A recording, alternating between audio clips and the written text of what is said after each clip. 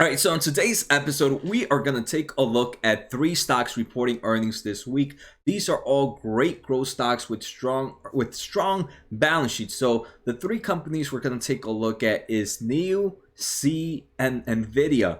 And the way this episode is going to be broken down is we're going to first start off and take a look at the overall explanation of what the company does. Then we're going to take a look at their expected revenue growth, their expected earnings growth, and we're going to do that for all three. And then finally, I'm just going to give my thoughts. And if you are new to my channel, if you like to learn about growth stocks, and if you are a long-term investor, make sure to hit the subscribe button. To all my returning viewers, like always, thank you. If you guys ever want to get in contact with me, YouTube comments, you can find me on Twitter, you can find me on my Discord channel, or you can find me on my weekly newsletter at josenaharo.com.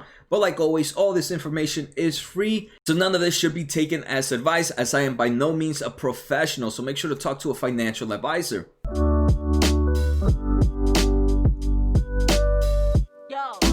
All right, so the three companies we're going to take a look at, like I mentioned, are going to be NIO, C, and NVIDIA. NIO is reporting Monday, so tomorrow, right when market opens. C is also reporting on Tuesday before market opens, and NVIDIA is reporting earnings on Wednesday after close. Some names that we're not going to take a look at, but maybe some people might be interested, is JD is also happening Monday morning, and Alibaba is happening Thursday before market opens. I think those are the only ones I'm really interested. Let me know if there's any other you guys are interested in here. And like most episodes right now, at the end of this episode, I am going to answer a question from one of the members. And this is the members that signed up to support the channel. If you guys want to support the channel, like I said, all my information is free, from my Discord to my Twitter to my portfolio. Everything is free. But if you guys want to support the channel, make sure to hit that join button. All right, so the first company we're going to take a look at is NIO. This is stock symbol NIU for those listening to the podcast. And NIO is what is considered a smart electric scooter. This is a company that I have taught. All of these are companies I have taken a look at. So if you guys want a full analysis on them, make sure to check out my channel. But NIO, like I said, they do provide smart scooters, and they're mainly in China right now, but they're also in Europe, and they are expanding their sales into different countries. I do believe this is a pretty cool market, one that is going to continue to grow, especially in countries where the roads might be overpopulated and you just need a small way to get from point A to point B. For example, they are just starting to move into certain Latin America countries, but I know in certain Latin American countries, the traffic is a huge situation. So scooters like this, where it would save on gasoline, and with the electric thing, I believe there's a huge potential out there. So again, they have different types of products. They have different series, so you guys can check them out. I think this one is one that I find very interesting. And let's take a look at their future growth. So NIO, ticker NIU, is expected to grow its revenues about 37.1% annually for the next 3 years on average. This is faster than the industry, and this is faster than the market. The industry is only expected to grow 20.1% on average annually.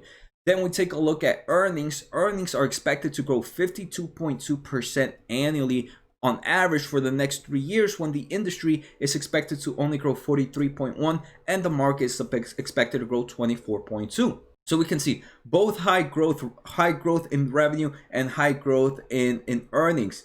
And NIO is already profitable at the moment, and we can see most vehicle companies have very low margins. So even though revenue is increasing by a lot in the upcoming years, NIO does not seem like their earnings are going to be increasing as much until later on throughout the years. Next, let's take a look at their balance sheet real quick. And here we can see they have about... one thing I did forget to mention is NIO right now, their headquarters are in China. So all this currency is in yuans, I believe. I'm pretty sure that's the ticker, CNY currency. Yep, it is. It's the yuan, YUAN. And here we can see that they have about 724 million in cash right now, and they only have 188 million in debt. So this company has plenty of cash available to them to pretty much pay off all their debt, and that's pretty good, right? And pretty impressive. Normally, this is what I like to see with a growth stock. With a growth stock, I want to make sure that they have plenty of cash before they become profitable, because they need that cash to be able to survive the bad times of them not making cash. Fortunately, NIO is already profitable at the moment, so they're going to keep building that up. And for them to have such low debt compared to cash is a great thing for me. Next, let's take a look at the second stock. This is C, which is reporting Tuesday before the market opens. And if you guys want me to do earnings on any of them, make sure to let me know in the comments. I'm pretty sure C is one I'm gonna for sure hit on Tuesday afternoon. So C, if you guys don't know, they are a company in Southeast Asia.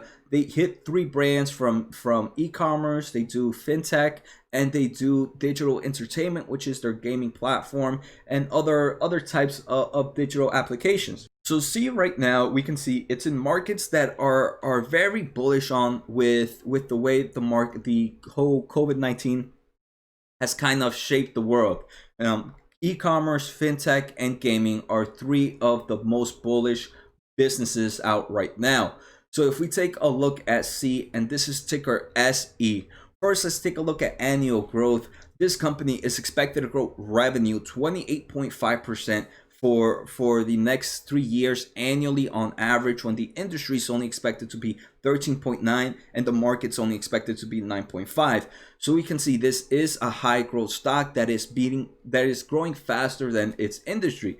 If we take a look at earnings for this company is expected to grow 59.2% annually on average for the next 3 years, when the industry is expected to be only 44.4 and the market is 24.2.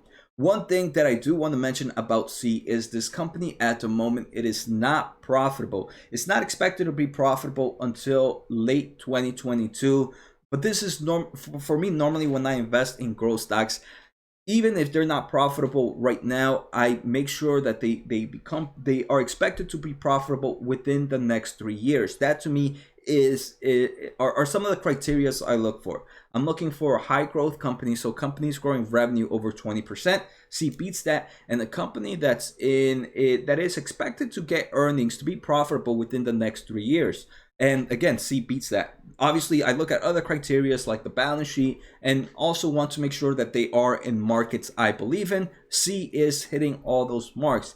If we take a look at their balance sheet, they right now have about $2.6 billion in cash and short-term investments, and they only have $1.4 billion in total debt. So again, this company has plenty of cash at hand to be able to pay all its debt. The next company is one that many people most likely know about, and this is NVIDIA. NVIDIA, a reason I am bullish is it hits in 3 markets I think are going to do amazing. 1, gaming.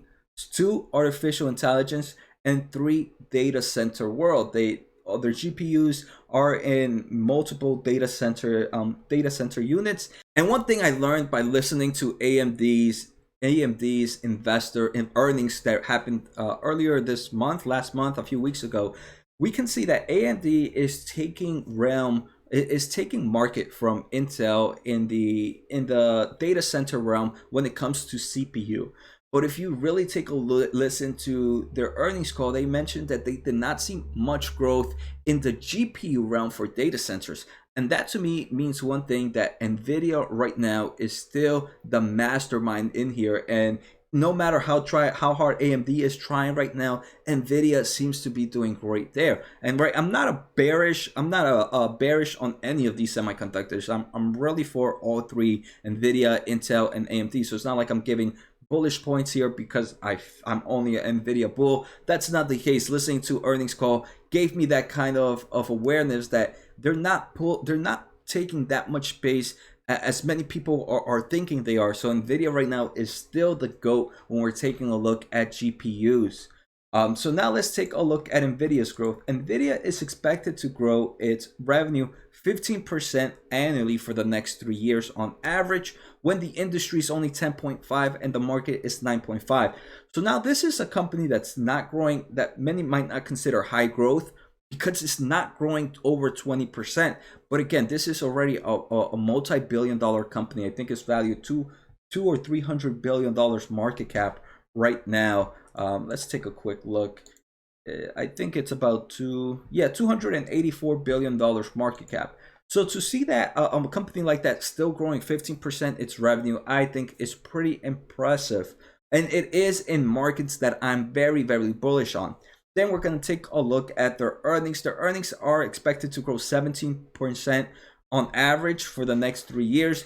This is a lot lower than the industry and the market. One thing to note is NVIDIA is already profitable. So they are already making money, which is a great thing. And look at that revenue growth that is expected to be seen in the upcoming years. Unfortunately, we're not seeing that same type of growth when it comes to earnings.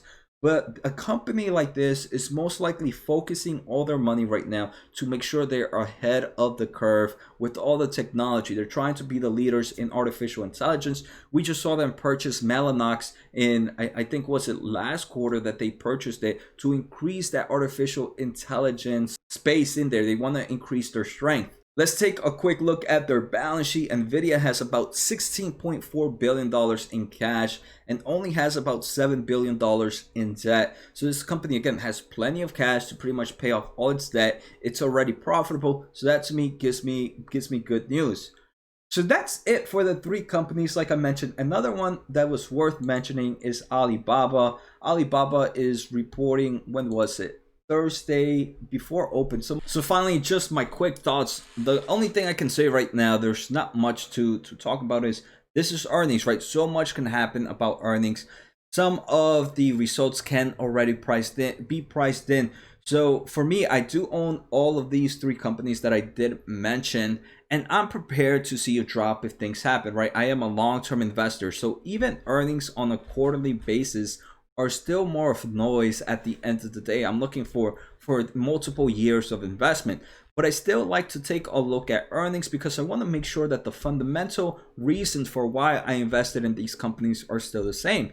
So if stock prices tend to drop after earnings, it's not something I would freak out, especially if the fundamental aspects of their business still remain the same.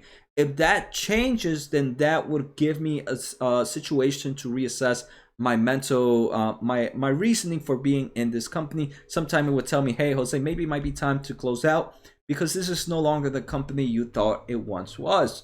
So those are just my thoughts. I am prepared for the worst. Obviously, I wouldn't mind a drop in certain of these stocks just so I can purchase more at a cheaper price, right? For as a long-term investor, it's funny, right? As a trader, you want the stocks that you buy to go up right away. I feel as a long-term investor, it's the complete opposite. You don't want your stock prices to go up until you're ready to sell, right? Throughout the whole time, you want it to be as cheap as possible so you can buy as many shares as you can. And that's exactly my mentality. So I don't mind the volatility. That's why I'm here for it in this market. And I do enjoy all 3 companies. All right, so today's episode, the member that asked today's question was Joe Augustine. My apologies for pronouncing right. And he wanted me to just give my quick thoughts on Engine House.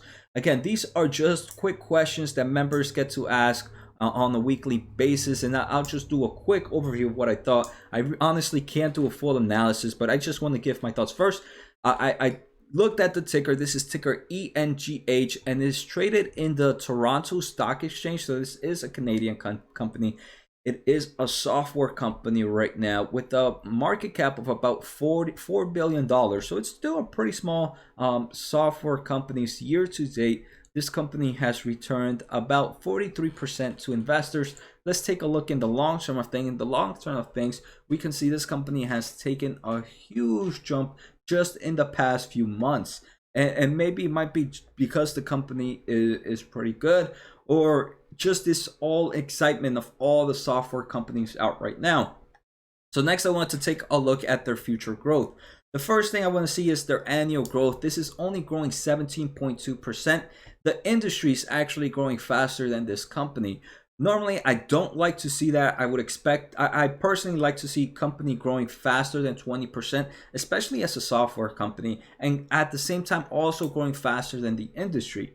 Earnings are also not growing as fast, but one thing that I do want to say is Engine is, and this is ticker ENGH if I didn't mention to the podcast listeners, a Canadian stock traded company. Right now, it is profitable, and it has been profitable for multiple years. So even though we can see revenue is going to take a nice increase, that's what analysts are expecting for this company. But we can see earnings are not following that much in line.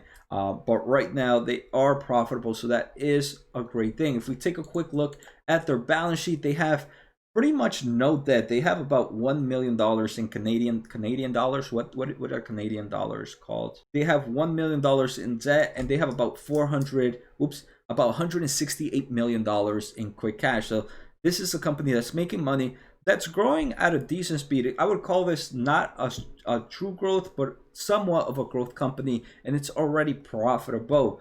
I did try to take a look at their website to just see what do they do, and they pretty much just provide software for 3 different types of markets. The transportation market, which is the public-private transportation world, for networking infrastructure, and they also do it for interactive business solutions. To me, nothing here truly excites me, but this is just me taking a quick 5-minute look at them. So Joe, I hope you enjoyed this, and thank you for the support. I appreciate it. And remember, if you are a member, you can ask a question on a weekly basis. Most of the time, like I said, this is not a full analysis. It's just a quick overview on a question. And right now, I just decided to do this, but normally it's a quick question.